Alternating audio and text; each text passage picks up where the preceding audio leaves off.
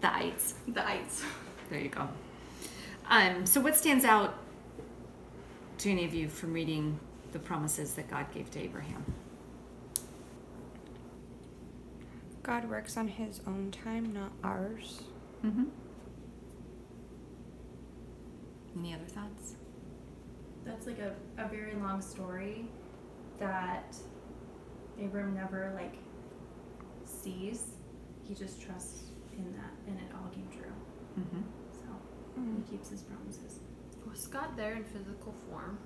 It says he brought him outside and said, "Look toward the heaven." Is it just more like a spirit, or just? It says, after these things, the word of the Lord came to, in verse 1, came to Abram in a vision, saying. Oh, so it's like a dream.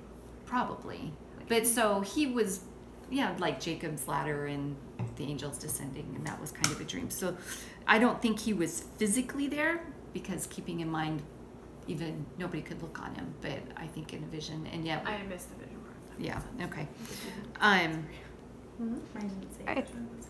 I think it's also like each time, not just in that story, but in all of them, whenever Abram questioned God, like God would like tell Abram, like, I did this for you, I brought you out of Ur. Like he's like teaching Abram how to be faithful, and like showing him like, I've kept my promises before, I'll keep them again.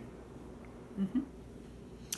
And the thing that strikes me in part of the thing is that he put a deep sleep on Abram. So this covenant is solely dependent on God. Abram had nothing to do with making this covenant. It's a covenant that God has made with Abram, and he's going to keep those promises. And I just think that's really cool. And Abram just needed to listen and obey, which he was getting good at and still practicing along the way, which we haven't got to yet. There was one other thing I was going to say.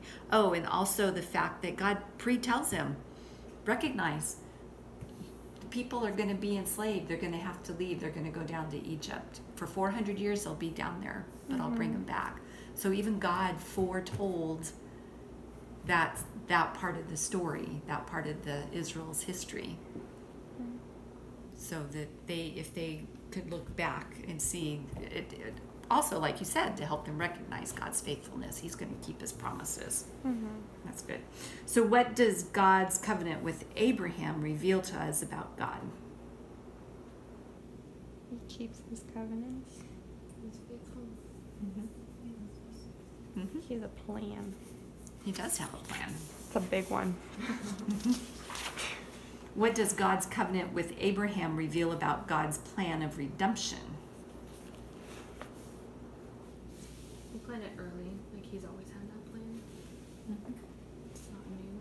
Gonna happen. And it wasn't reliant on Abraham. No, it wasn't. Not at all. That's awesome, and God's going to bring it to pass. Consider the biblical pattern. People sin, people suffer the consequences, God redeems. Have you seen this pattern in your own life? Yeah, a lot. Too much. But I'm thankful that God is in the restoration business, and he forgives and brings us back into fellowship. And he teaches us. And he teaches When us. we mess up. And that's awesome. In the most ironic ways sometimes. Yeah. It's true. It's true. Okay. So, and then it goes on later, the covenant is confirmed. Is when God promised to give the land to Abraham. And Abram asked, how do I know that I'm going to possess it? And God tells him to walk between the covenant with the animals, because that was the way you did an agreement. Around the time of Abraham, covenant agreements often took this form, where the parties involved in a covenant would walk between animals that had been sacrificed. By doing this, each person was essentially saying, if I break my word in this covenant, may I be cursed like this dead animal. So God did tell Abraham to get the animals and to slice them, but then that was the only part that Abraham did because God was the one then that walked through and took care of everything else. So in the case of God's covenant, God caused Abram to fall asleep, which we already talked about, and he came down in a smoking image fire pot in a vision, and God walked through the separated halves of the sacrificed animals. So in his comment in the book is, but it's also amazing that God put Abraham to sleep while he walked through the animal pieces alone. It seems to have been showing that he was committed to keeping the covenant regardless of whether Abraham and his offspring were faithful to keep it or not.